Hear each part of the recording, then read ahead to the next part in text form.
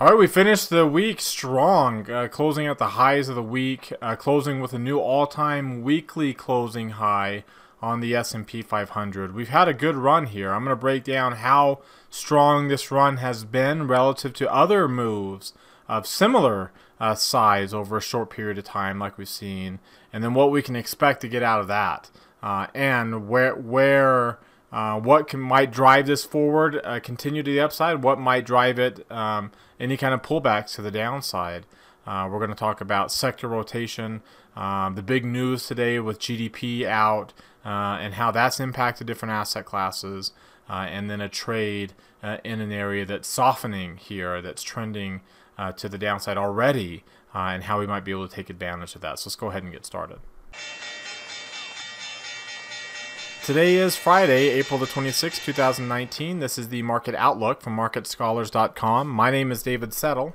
All right, well, let's start off taking a look at the S&P 500 here with the Market Forecast Indicator, and we see we got a cluster. We finished the week with a daily cluster, and if you look at the weekly chart, obviously we're not getting a weekly cluster, even though we do have both the near-term line and the intermediate line at a very, very high levels here. And you can see you can get multiple weekly clusters on a bullish move. Usually you get one by the time that we kind of peter out here at the end, but we're not, the momentum line is not anywhere close, and part of the reason, because especially last week's range was so small.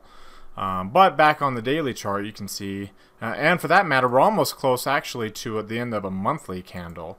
So keep that in mind. You can see that the monthly candle, the near-term line, is about as high as it can get after 4 straight months here. Strong months to the upside after that December decline, bringing that near-term line back. See, the December run brought the near-term line below 50, which is pretty rare. And you can see during this long-term run that we've had, essentially off of the lows in 2009, that really didn't, the intermediate line really didn't take off above 50 until really that month right there in December 2010. You got that little breakout move there, and then we finally got up above 50. And since then, every time the near-term line pulled back down and bottomed, or below 50 and bottomed out, that ended up being turnaround points on the momentum line. And of course, we're not getting a cluster, and a cluster on the even on the monthly chart doesn't necessarily mean that we are peaking, but it does mean that the moves that we had to get to this point are, we're getting pretty close. And you also notice too that we're getting lower lows, lower highs and lower lows on the intermediate line as we speak. Market sentiment line is easily above 80, but you can kind of see the trend of these lines, even though we're getting a lot of kind of broadening out here on the monthly chart on the index itself. So let's go back again to the daily chart, and you can see again this is a quadruple cluster, so it includes the market sentiment line in there. And again, we haven't had a cluster this late in the cycle. I had to go back out here. We haven't had a cluster this late, so you can see, like, for example, these bearish clusters occurred right at the beginning, and that's actually a really good sign when you're at the beginning of an intermediate run. Back over here you can see you got a clusters again right at the very beginning of the intermediate run. Very good sign to get these at the beginning of the run. But when you're at the end of the run, this is the last time back in early 2017, coming off these lows, you started to get clusters. We did have one more kind of breakout move there, and then that was it, right? And then we got the pullback heading into spring of 2017. So going back to this particular cluster again, it's only on the S&P, none of the others, but you're getting, and really quickly too, go back out to that early 2017 cluster period, right, I should zoom in again so you can see it better, but right in this area here. So you had the intermediate line above 50 for this time. You had the lower lows with higher lows, very similar to what we're getting now.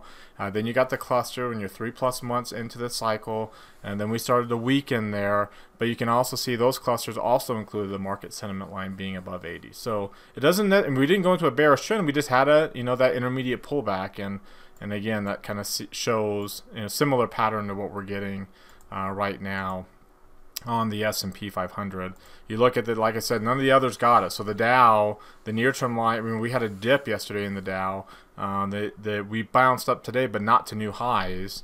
And obviously we're not to all-time closing highs yet either, unlike the S&P. The NASDAQ composite, you can see, came the closest, of course, because this is, kind of a FANG-led rally, at least lately. And then, of course, the Russell 2000 also came actually pretty close to a cluster, not including market sentiment, which is already falling. But the Russell is way down below its closing high. And for that matter, it did form a new closing high on this rally. So this closing high over here, which was the highest at 1590, we're at 1591. So the Russell did form a new closing high for this particular rally. But we haven't gotten above that 1600 level yet, which is the highest point we've had so far since of this rally. So still very divergent performances that we're seeing in the S&P 500 and the small cap index, and more kind of risk of the riskier, quote unquote riskier asset class here, the small cap Russell 2000. Alright, before we look at some other charts, a reminder, subscribe to our YouTube channel, mouse over that logo in the bottom right corner of your screen right here, click that red subscribe button that pops out, that will notify you when these videos are posted. Click the thumbs up icon down below the video, that tells us you like the videos, you want us to do them again, on Monday, and then comment down below on anything that stood out to you from today's video. Join our daily market outlook email list. There's a link popping out up there in the top right corner of your screen. Click on that link up there to subscribe. Follow me on Twitter for more content like this in between videos from day to day, and join our market outlook community that we created on Facebook. If you're watching our video here on our blog, you can scroll down and you can also sign up really easily here. First name, last name, address, and then click sign up for the market outlook email list. This is what it looks like. You got the video, link to the video, as well as a time-stamped summary, so you can click on these links to get specifically to these segments in the video. And then finally, down at the very bottom of the email, there's a link. And remember, Friday's email includes not just the daily clusters on the S&P 500, but also the weekly. So 4 different lists of stocks that come in your Friday emails.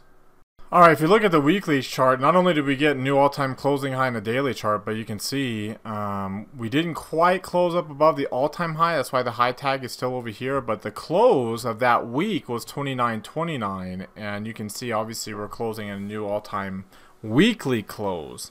So a strong move there, and again, you can see from a Hakenyashi perspective, how bullish this candle is, and how, even next week's candle, as of right now, because of how bullish this week has been, next week's candle, at the very worst, will be kind of like a small bullish. It won't necessarily be a transition candle, barring any significant turn next week. So we still got another week or two left, at least, of this kind of bullish momentum that we've been maturing into here lately. If you take a look at the 3 green arrows chart, you can see we do have 3 green arrows again. You've got the green arrow on the moving average still. The MACD is the one that's been fluctuating, while the stochastics remains where buyers are in control. That MACD, you can see how flat it is. It's still positive, so it's not. We still have positive momentum, obviously above a rising 8-day exponential moving average, but we're not increasing or decreasing in that momentum. It's been kind of a steady stream here. We had a little bit of an increase there in this momentum here, but then it's just been steady, rising up along with for that matter, the 8, 17, and 30-day moving averages. And you can see the stochastics back above its moving average too, but of course both of them are still in the upper quintile there. So still, buyers, according to that indicator, buyers still easily in control here.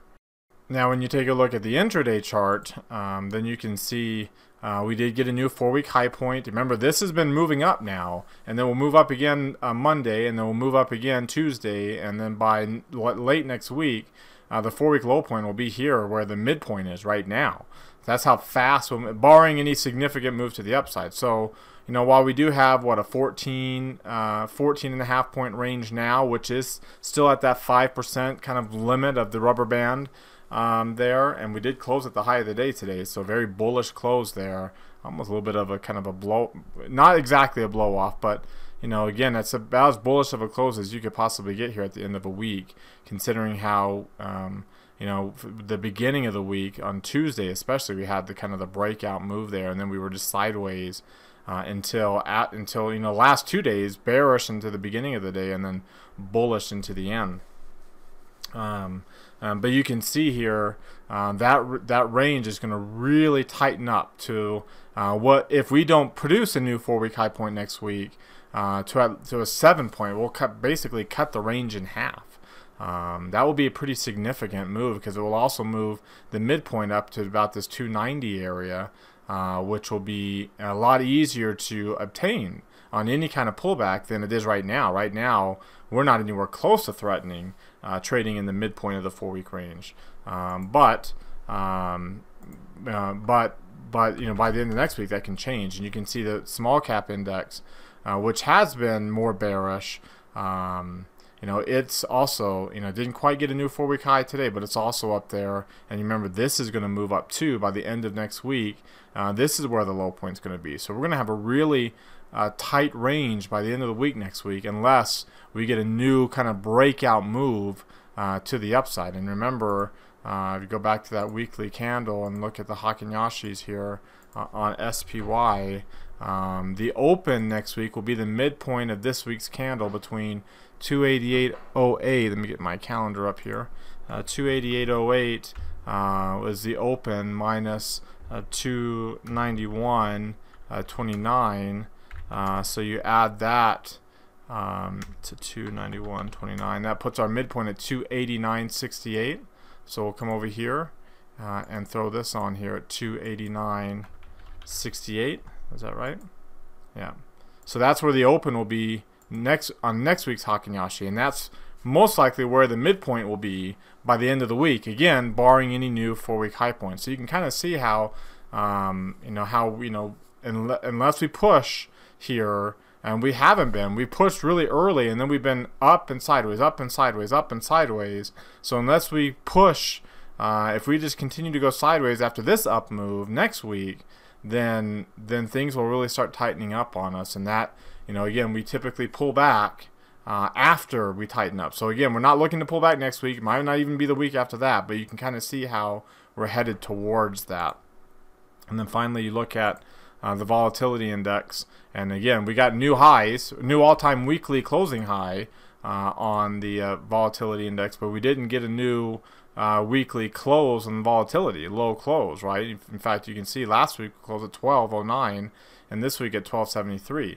And unless things really get crazy next Monday and Tuesday, if you look at the range for the month is only 3 1/3 points. So despite this little dip that we had here, this has been a pretty low volatility month in April. And again, those we don't tend to follow really small ranges on volatility, and it's not like they have to be like hugely bearish. But you know, when your typical range here, let's get rid of these candles here and pull up the ATR for volatility. When the average volatility right now, the average volatility for the VIX on a monthly basis is 9 points, and we're only getting 3 points. You know, for us to get a 9-point range next month, or even just a 7-point or 6-point range, or even an 8-point range, a little bit below the average, then that will mean a move on volatility, most likely up into the high teens. That won't be necessarily bearish, but it will be to get that kind of move, it will most likely occur with some kind of move towards the lower end of this range. All right, so before we look at what's driving the action today in this week, and then look at our trade idea example of the day, now I want to hear from you. What do you think about this market outlook that we just came up with? Do you agree with that or disagree? I want to see your votes. There's a link popping out right there in the top right corner of your screen. Click on that link. It opens up a poll. Then hit either agree or disagree. If you click disagree, as always, scroll to the bottom. Comment down below on what you see. I mean, it's I'm not surprised. I wouldn't be surprising if anybody disagreed with me. But if you do, I'd love to see what you're seeing that I would love to share with the rest of our Market Scholars community that watches these videos day in and day out. All right, now let's take a look at what's driving the price action today. Here's this is for the week. You can see crude oil started off really strong this week.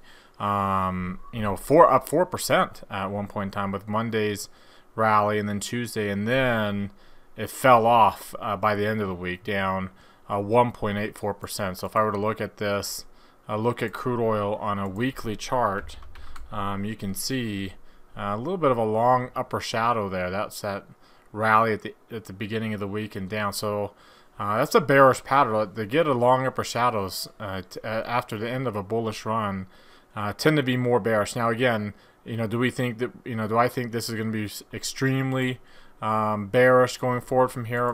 Hardly at all. All right, you can see it's on a strong, good bullish trend. It's had a little bit of a pullback in the short term, more of a pullback in the short term than it's had in a while. And we might get an intermediate pullback, and that's one of the, the stocks have been so correlated with crude oil. This might be the sign that the broader markets themselves might start their pullback too. But I don't think necessarily we're going to be trending to the downside anytime soon. As I said before, that you got the long upper shadow. We do have a falling moving average here, so you can see the bullish posture we just barely started. It's really barely starting here. I mean, in fact, you can see the last time we started with a bullish posture on a weekly chart. We had a yellow moving average for a few weeks. We pulled down to the moving average and then bounced. Kind of the same thing here. We got a little bit above it. Actually pulled down below the moving average and then bounced and started this bullish rally on a weekly basis. So I think we're kind of in the beginnings of a bullish rally here on crude oil. But I do think we in the short term we got some bearishness that may be coming. You can see another look at the 10-year note. So this is again a weekly chart. Again, see how bearish we are, how strongly bearish the yields are, and then with the falling moving average.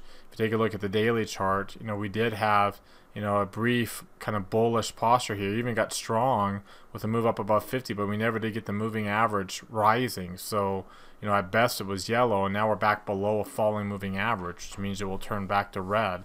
We're not dark pink yet on the moving average. I don't think there's a whole lot of downside here on yields, but yields really reacting today to the GDP report that came out. Here's a good website, consumerindexes.com, with a good breakdown of the GDP number and essentially the 3.2% report we're getting. So if you break down, about 80, well, this would be about 85%, but if you look at about 80% of the GDP really comes from consumer goods and services growth, as well as fixed investment. And you put those three things together, and it was actually one of the smallest quarters that we've had in a while.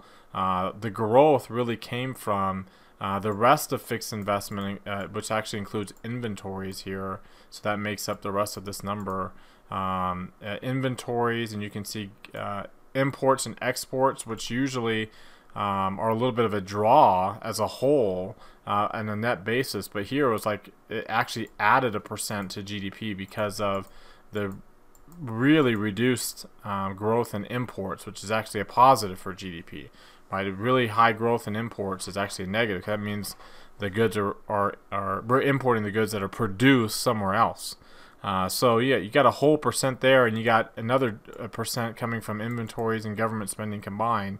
That's 2% of this 3.18. And then you add in the fact that the inflator that they use on, to measure inflation during the period was a lot smaller than what the CPI index measured. And so that overestimated, the actual growth using the CPI inflator was half of what it actually was at 1.5%. So, and again, most of that's coming from these very temporary factors, which make up a very small percentage, like maybe 20% or so, 20-25% of the total GDP number. So it was a big headline figure, and that's actually brought the economic surprise index up a little bit, so it's not so negative.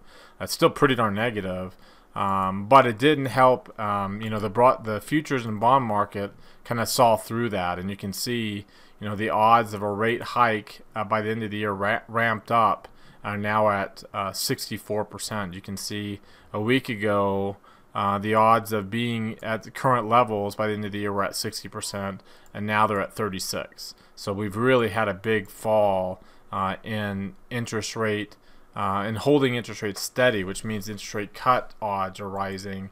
You can see by the furthest month we have out for the futures contracts is actually up. So And you remember the GDP estimates were really small to begin with. So, a lot of those temporary factors lifted this up, including inflation. But the reality is, when you look at the main components of GDP that are actually good growth, the consumer goods, services, and fixed investment, it was actually really small. One of the smallest quarters, as I mentioned before, that we've had in a while. So having an impact on yields, and also kind of shows too that this dollar spike that we had, this breakout, it's a little bit put into question here. So we'll see, if we're able to hold it by the end of next week, or if we end up having a fake out move. And we've seen other fake out moves which end up being pretty bearish. Like, here was a fake out move. It looked like we were going to break out here and take off, and we ended up coming right back down, and then having a period of bearishness, strong bearishness on the market forecast here. We'll see if that ends up being the case heading into next week or not. The expectation is, considering interest rate cut odds are rising, and considering that the macro environment still not very bullish on an absolute basis, right? Relative to other areas, there's still a decent, we still have decent economic growth and higher yields. But that's also going to put pressure on yields in the U.S. to bring them down to these low levels that they are elsewhere, being bullish for bonds, being bearish for bond yields, and as a result being more bearish for the dollar, as well as, the dollar typically, it's hard for the dollar to be too bullish in a falling yield environment. Now, as you can see here, I've updated the sector rankings to reflect the current sector selector rankings that Brandon put out here this weekend. The thing that stands out to me, number one, continues to be the kind of divergence in performance that we're getting here. The strength, we did get the cluster in the S&P. The only cluster we got among all the sectors today was in the financial sector. But we still have strength in communication services hitting a new 3-month high. Discretionary hitting a new 3-month high. Technology pulling back a little bit. Industrials finally pulling back a little bit. You can see the sideways action in utilities and real estate, these interest rate sensitive areas. Healthcare is already broken below its moving average, and so is energy. Materials is testing. So you see weakness in these dollar sensitive areas, but again, if that dollar move ends up being a fake out, you'll see some renewed strength in these dollar sensitive areas. They've got some room to run. You'll see some continuation of weakness in these utilities and real estate, these interest rate sensitive areas. And then, of course, if there is any kind of weakness, broad market, we'll probably end up seeing more pullbacks in technology, discretionary, communication services, simply because you can see their 3-month returns are so big. They're the higher double-digit numbers, with the broader market itself up over 11% in the past 3 months.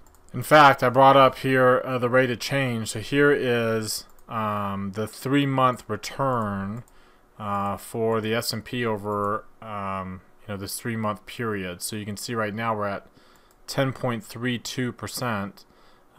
If I were to edit this and put it right at 10.32 to kind of give you an idea of other times that we've been. I mean, you can see just how bullish we are. Again, 3-month period, we actually got up to 19% coming off of a 3-month return of minus 19.5%. So that's quite the move from extreme to extreme. Other times that we've been this bullish is right there. We got to 11.5% in 2018.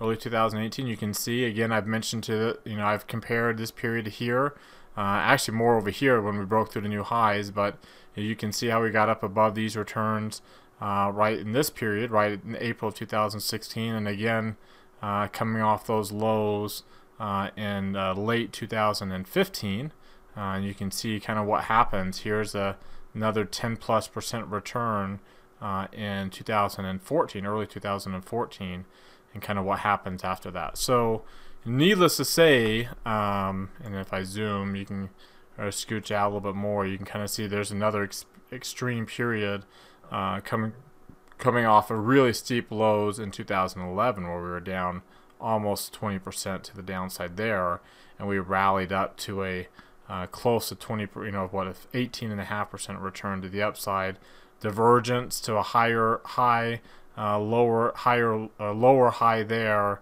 and then we had a period of weakness. So, a little bit of a divergence going on here.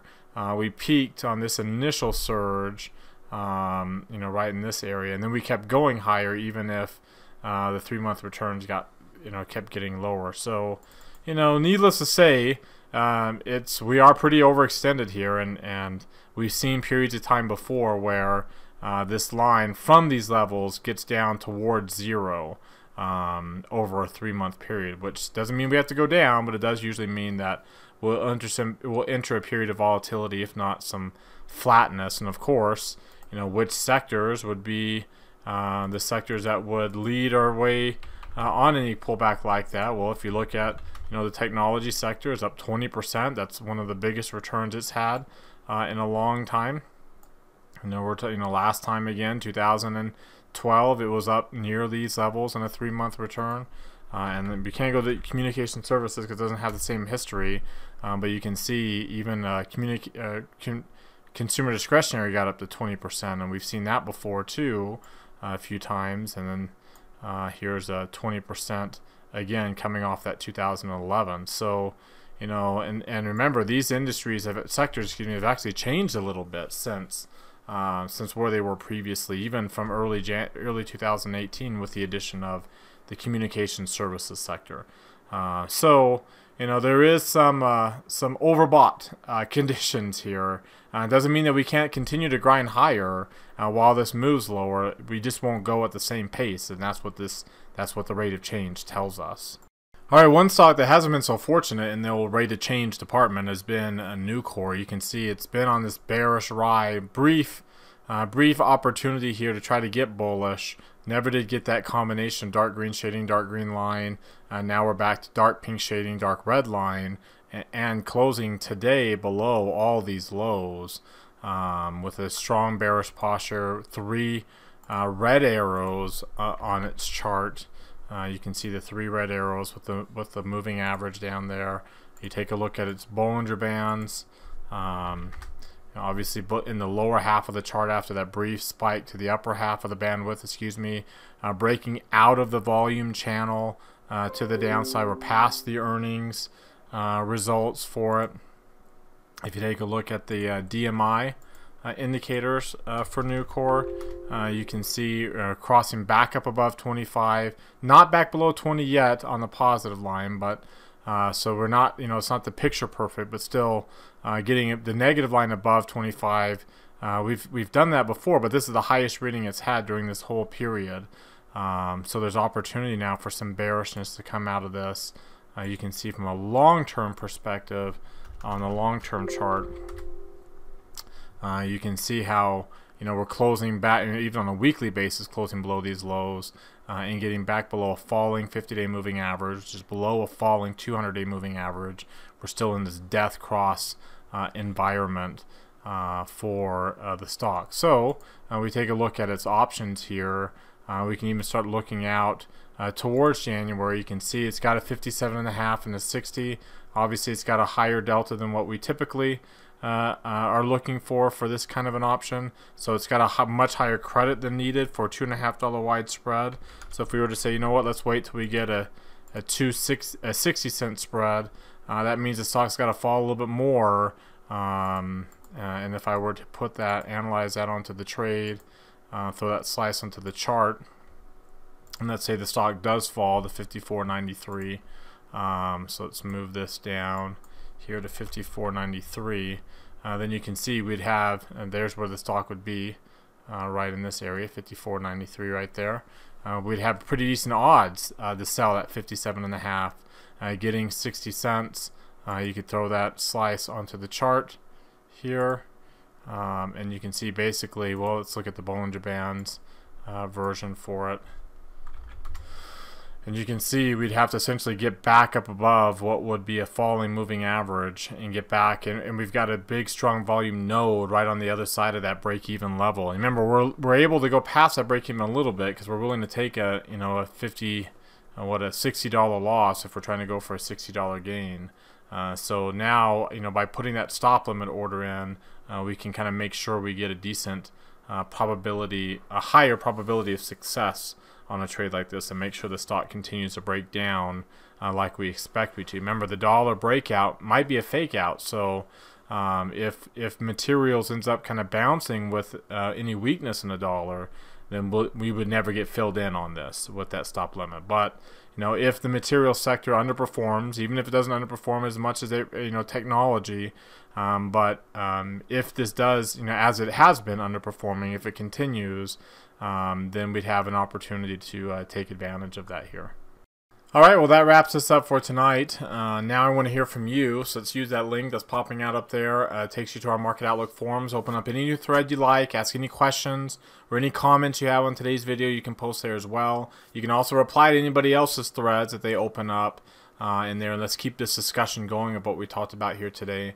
Thank you very much for watching. Remember to subscribe to our YouTube channel, hit that thumbs up icon, and like the video, and then comment on the video. Remember also to follow us on Twitter for more content in between videos, and join our community on Facebook that we've created for Market Outlook, as well as on our website at marketscholars.com. Again, thank you very much for watching the video this weekend. Have a great rest of your weekend, and we'll see you all on Monday.